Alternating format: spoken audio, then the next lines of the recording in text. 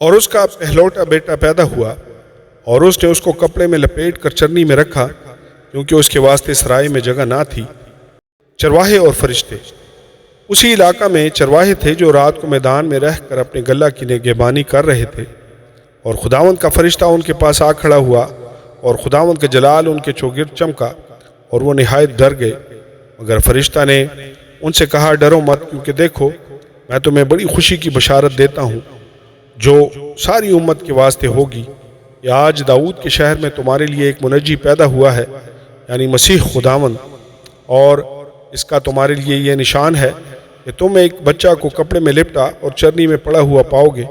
اور یکایک اس فرشتے کے ساتھ آسمانی لشکر کی ایک گروہ خدا کی حمد کرتی اور یہ کہتی ظاہر ہوئی کہ عالم بالا پر خدا کی تمجید ہو، اور زمین پر ان آدمیوں میں جن سے وہ راضی ہے صلح۔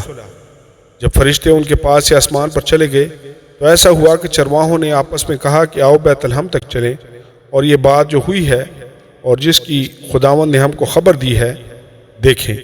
آمین اور آمین۔